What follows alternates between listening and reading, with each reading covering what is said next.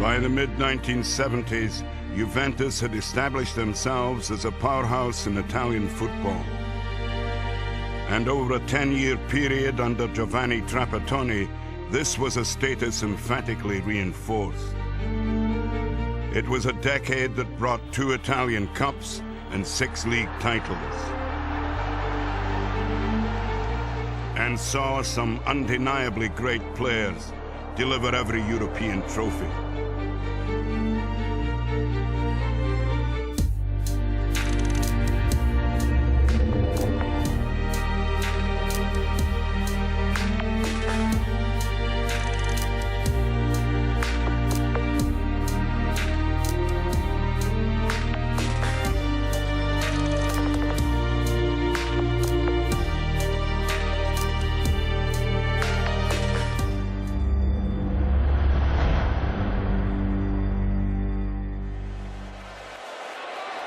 In 1982, 40-year-old Dino Zoff lifted the World Cup in Madrid.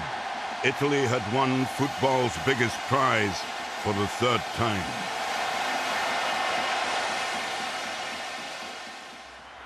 Zoff was one of 6 Juventus players among the 11 who started the final against West Germany, with goalkeeper Zoff as captain.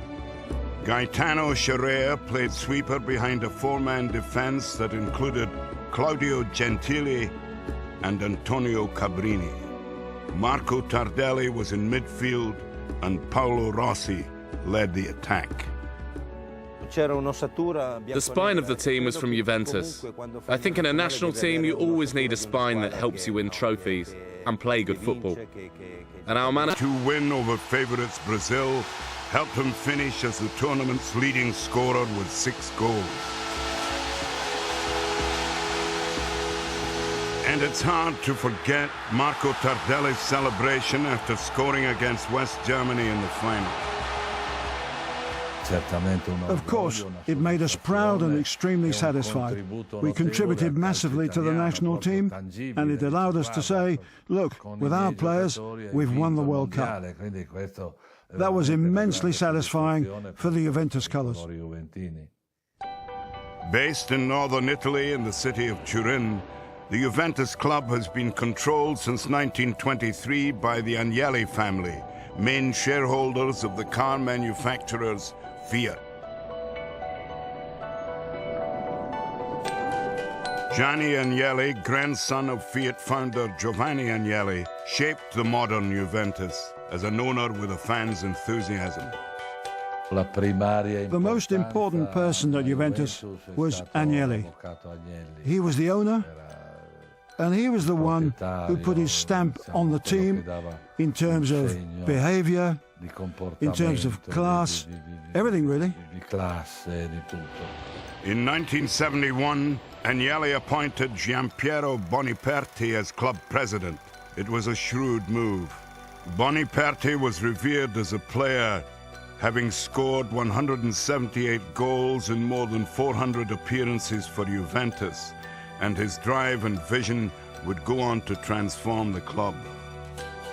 He was a president who wanted to win at all costs, and he passed that on to the team and the manager. We had a winning team at Juventus. That came right from the top with the Agnelli family. As a result, everyone at the club had to have that mentality.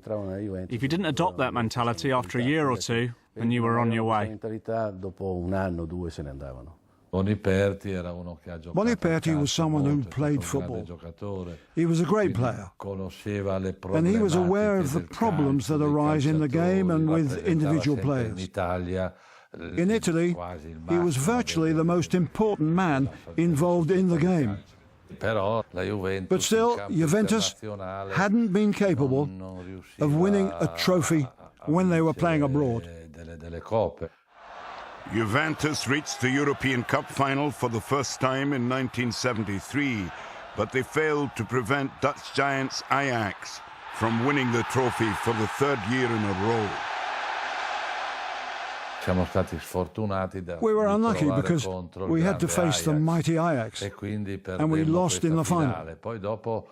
Then afterwards, we had 3 or 4 years during which we failed to reach a final, of any sort. Then Trapattoni arrived. When I arrived in Turin, I had a very strong squad of players. Bettiger, Zoff, Claudio, Gentile, world-class players. And I realized when I explained to them my ideas about how I wanted them to play, they understood and they immediately placed their faith in me. He brought with him a lot of youthful enthusiasm. He was very young. It was his first big job.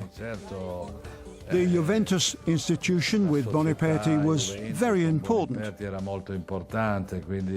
And he certainly knew how to manage all of his players. I think he was a coach who changed things, implementing the transition from the football of the previous years to the modern approach of total football, introduced by Ajax and Holland, where the defenders join the attack. Trapattoni's impact was immediate. In 1977, Juve advanced to the UEFA Cup final, where they met Spain's Athletic Bilbao. The club, the fans, and the players all wanted to win something in Europe. I remember there was a lot of pressure because of that. Juventus won the first leg, 1-0 at home.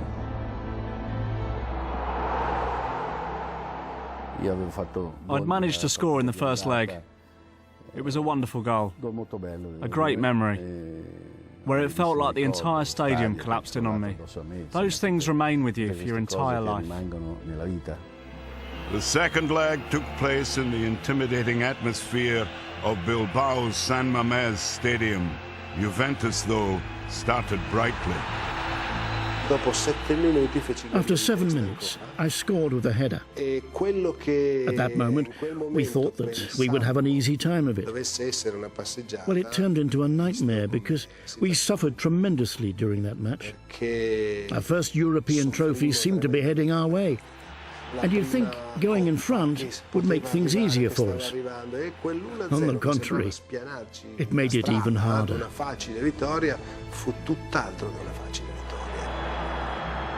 The Spaniards rallied and equalized just 4 minutes later, and with only 12 minutes remaining, Bilbao took the lead. Still, Juventus retained their advantage thanks to that crucial away goal from Bettiger. We were 2-1 down. I remember during the last 10 minutes, more than actually playing, we were asking the referee, surely the game is over. We suffered. We struggled against our opponents and the atmosphere. But Juventus held out. In spite of everything, we brought home the club's first European trophy. 4 days later, Juventus became champions of Italy once again. After retaining their league title in 1978, they supplied 9 players to the Italian national squad for that summer's World Cup in Argentina. The Azzurri went on to finish 4th. But it wasn't until 1981 that Juventus were again crowned champions of Italy. A 1-0 win over Fiorentina on the final day regained the Scudetto. The following season saw a significant departure. Irishman Liam Brady, a firm favourite in Turin, moved to Sampdoria, but not before he had signed off with a dramatic flourish. On the final day of the season in 1982, Brady scored the penalty against Catanzaro, which saw Juventus retain the title once more. Liam Brady took the responsibility of taking a penalty, knowing that the next season he wouldn't be at the club, and he showed great strength of character in doing so. I think we only realised how good he was when he left, because he certainly was a world-class player.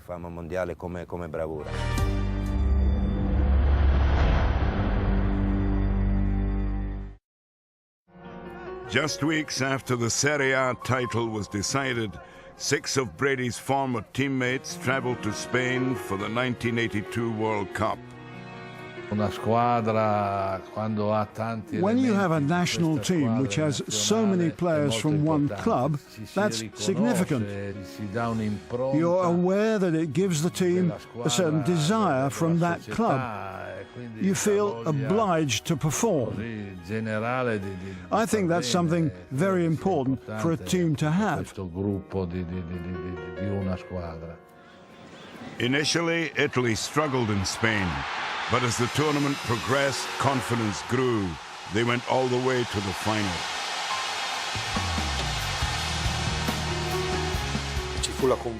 Let's just say that we had the belief and the awareness of our strength. We knew that everything was going well and that everybody was okay. We knew that we could win. We were all very close friends. We helped one another, especially during the tough times in the first round. And this is what led us to then go on and win that World Cup. Italy became world champions for the first time since 1938.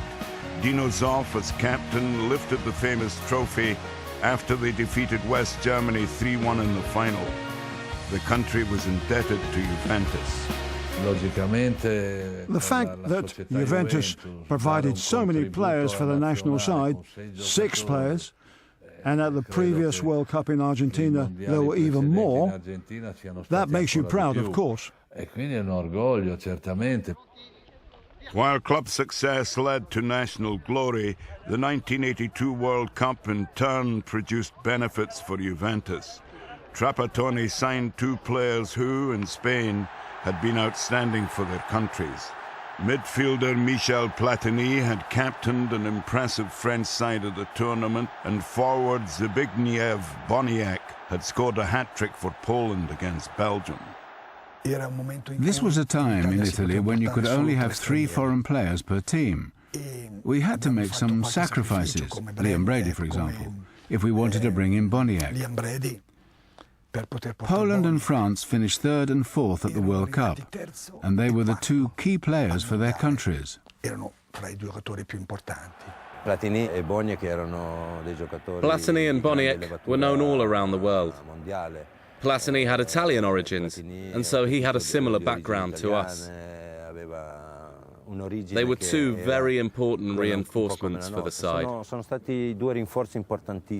We were all very sad to see Brady go, because he was a great guy. He is a great guy.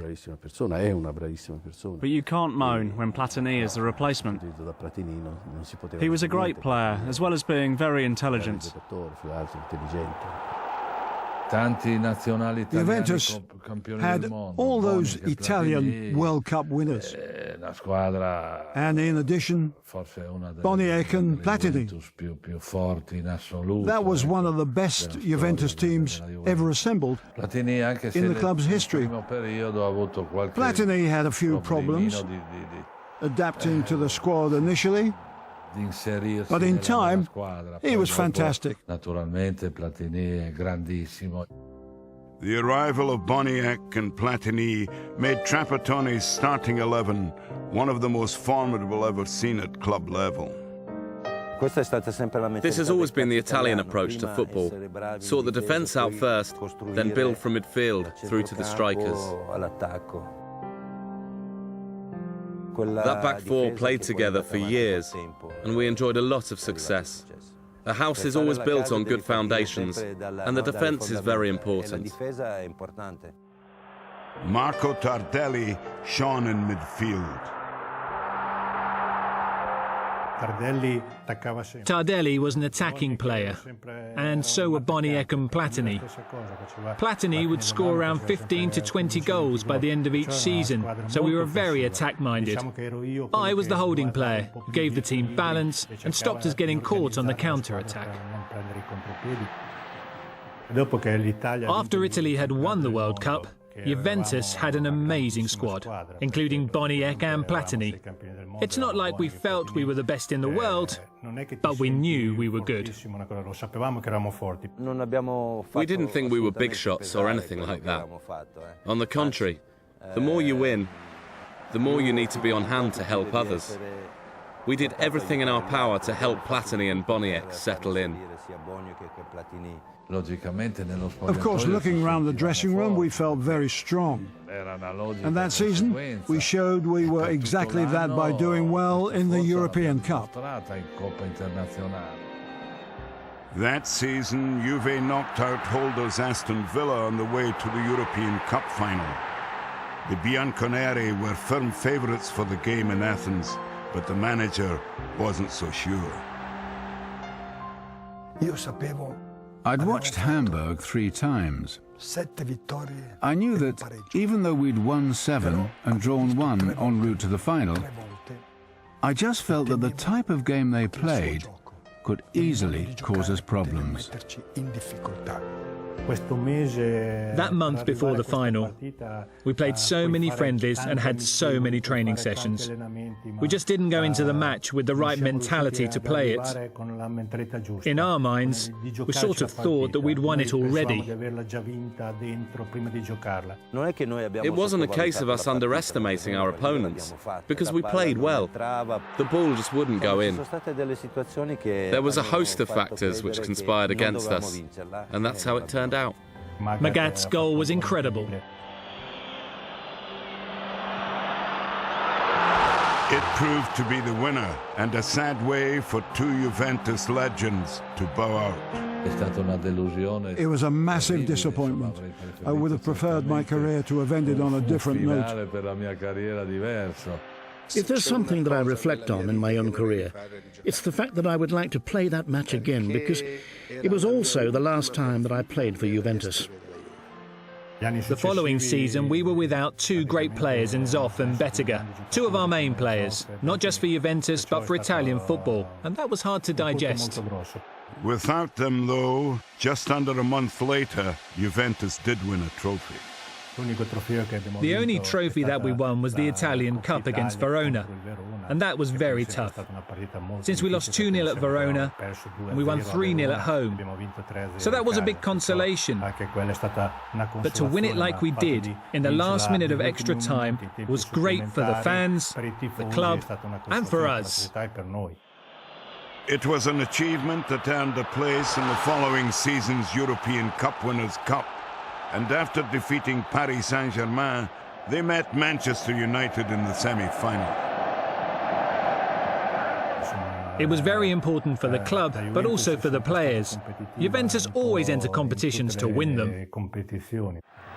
The first leg ended 1-1. In the home return, Juventus took the lead. The goal came from a long pass from Platini to Boniek, who was in front of goal. With only the goalkeeper to beat, and with a bit of luck, he scored. But the visitors equalised with 20 minutes remaining. Extra time approached. Then, with just 1 minute left, Paolo Rossi scored a dramatic winner to take Juventus through to another European final. We won a match that had been evenly balanced, but we deserved the victory because we had played some fantastic football. For the final in Basel, Switzerland, Juventus fans crossed the border in droves to see their heroes face Porto of Portugal.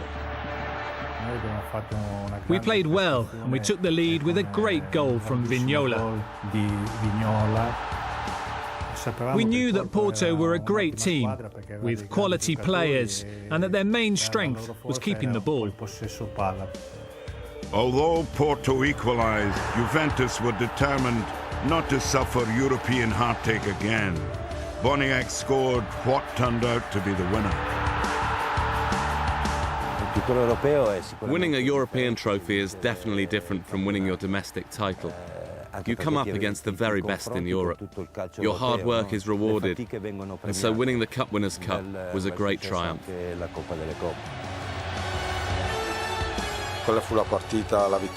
was a game that we won with our heads. We'd won the UEFA Cup in 1977, and this was our second chance to win something big, because the Cup Winners' Cup was considered a great tournament.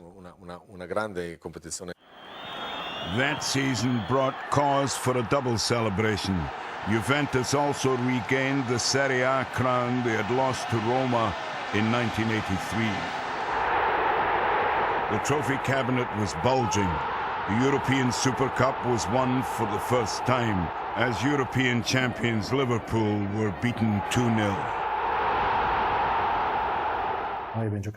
We played really well, and Boniek was the star of the show and pretty much won the game on his own. Under Trapattoni, Juventus were now missing just one European trophy, the European Cup. In 1984, Michel Platini had captained France to their first European Championship title. At the height of his powers, Platini was heading for a hat-trick of European Footballer of the Year awards.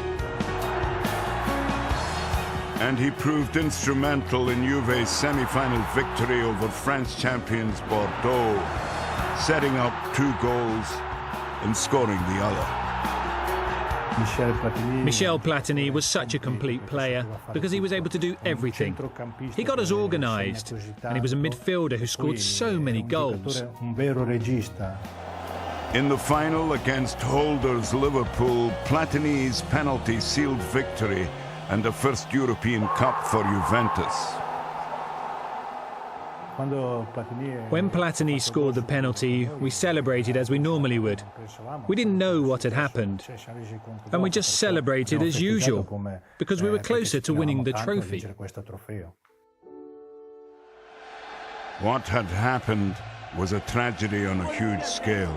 An hour before kick-off at the Heysel Stadium in the Belgian capital, Brussels, crowd trouble had broken out on the terraces between fans of the 2 teams, leading to the collapse of a wall. 39 people died.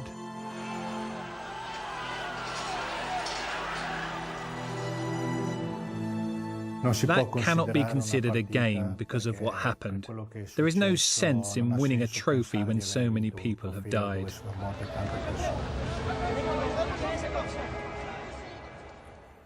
Something like that should not have happened because it was not a suitable stadium in which to play the European Cup final. Officials from FIFA and UEFA said that the best thing to do was to play the match. It placed us in a difficult situation because we knew that there were casualties, but we had no idea people had died.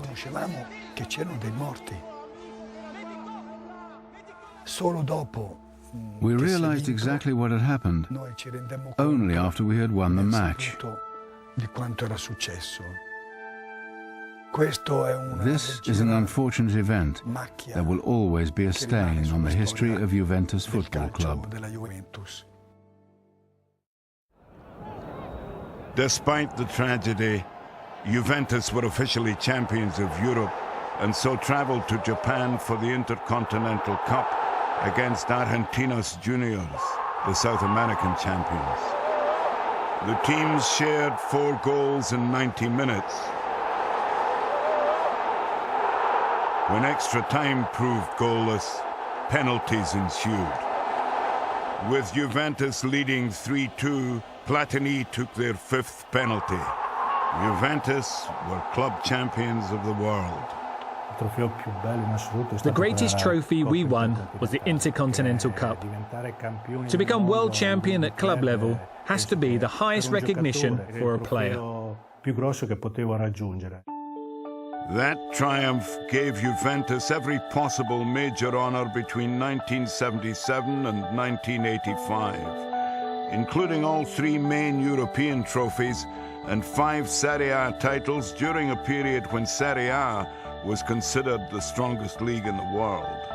And key to this success, indisputably, was Giovanni Trapattoni, a manager who molded world-class individuals into a world-class team. When he came in, it was like a breath of fresh air.